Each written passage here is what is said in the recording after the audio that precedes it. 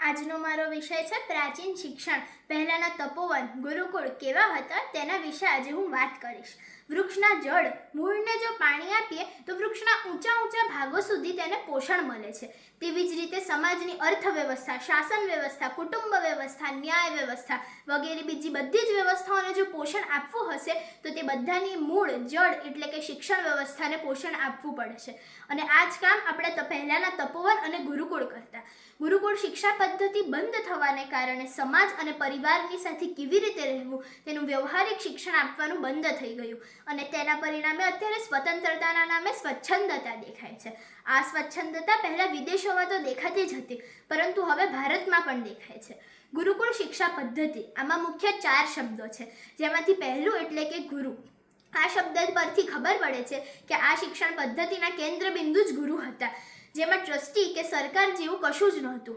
એક બાળક જ્યારે સ્કૂલમાં ભણે છે ત્યારે તે 5 થી 7 કલાક ભણે છે, પરંતુ એક બાળક જ્યારે પહેલા ગુરુકુળમાં ભણતું ત્યારે તેને દિવસની એક મિનિટમાં તેનું શિક્ષણ હતું, કારણ કે ગુરુની સાથે રહેવામાં જ બાળકનું શિક્ષણ હતું.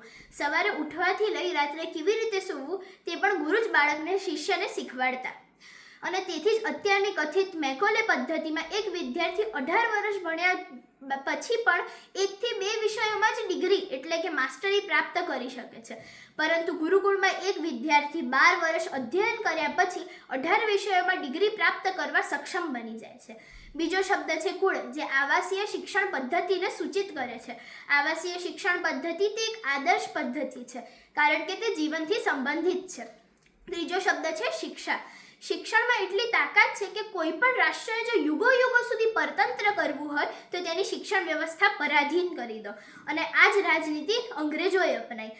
1835માં તેમને તેમની પહેલી શિક્ષા નીતિ ભારતમાં લાવી, અને આવી જ રીતે ધીરે ધીરે તેમને તપોવન અને ગુરુકુળ બંધ કરી સ્કૂલ અને કોલેજ લઈ આવ્યા.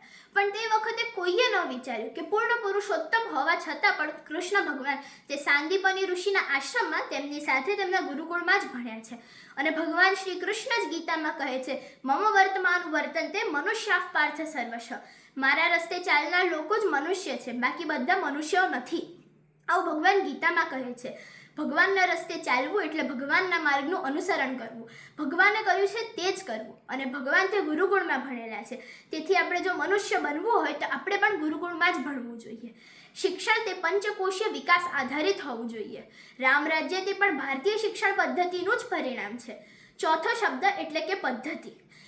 કોઈ પણ કાર્ય કરવાની એક રીત હોય છે, એક પદ્ધતિ હોય છે. સાચી રીત, સાચી પદ્ધતિથી કાર્ય કરવા પર સફળતા મળે જ છે. તે આ ભારતીય સંસ્કૃતિમાં શિક્ષણ આપવાની વિવિધ 26 પદ્ધતિઓ કીધેલી છે, જેમાંથી એક એટલે સંવાદ પદ્ધતિ, જેને શ્રેષ્ઠ પદ્ધતિ માનવામાં આવે છે, કારણ કે કઠિનમાં કઠિન વિષયને પણ સંવાદ પદ્ધતિથી સરળ કરી દેવાય છે. પ્રસિદ્ધ ગણિતજ્ઞ ભાસ્કરાચાર્યજીએ પણ પોતાની પુત્રી લીલાવતી સાથે સંવાદ કરીને જ લીલાવતી નામનું ગ્રંથ લખ્યું. ભારતની વિશ્વવિખ્યાત પાઠશાળા એટલે કે તક્ષશિલા, જેમાં વિવિધ દેશોથી જિજ્ઞાસુ વિદ્યાર્થીઓ અધ્યયન કરવા આવતા. પાયથાગોરસ તે વખતે ઈરાનથી ભારત રેખાગણિત ભણવા આવ્યા હતા. તેમને તેનું ઉચ્ચ શિક્ષણ પ્રાપ્ત કરી અત્યારે ઘણા બધા નવા સિદ્ધાંતો રચ્યા છે. આયુર્વેદાચાર્ય રાજવૈદ્ય જીવક પણ તે વખતે તક્ષશિલામાં જ આયુર્વેદનું અધ્યયન કરતા. પછી અધ્યયન પૂરું કર્યા પછી તે એક વખતે ઈરાનના રાજાની ચિકિત્સા કરવા જાય છે, અને તે ચિકિત્સા સફળ થાય છે. એતદ દેશ પ્રસૂતસ્ય સકાશાદગ્ર જન્મનઃ સ્વમ સ્વમ ચરિત્રમ શિક્ષેયમ પૃથિવ્યામ સર્વમાનવાઃ. આ મનુસ્મૃતિનો શ્લોક છે, જેમાં કહેલું છે, ભારત ભૂમિમાં જન્મેલા શ્રેષ્ઠ સદ્ગુણવાન લોકોના જીવન પરથી આખા વિશ્વએ તેને આદર્શ માનીને તેમની પાસેથી ઘણું બધું શીખવા જેવું છે. આ પરથી આપણને ભારતીય શિક્ષણ પદ્ધતિનું મહત્વ ખબર પડે છે. આ જ શિક્ષણ પદ્ધતિને આપણે પણ આગળ વધારીશું અને આપણે અધ્યયન કરીશું. અસ્તુ.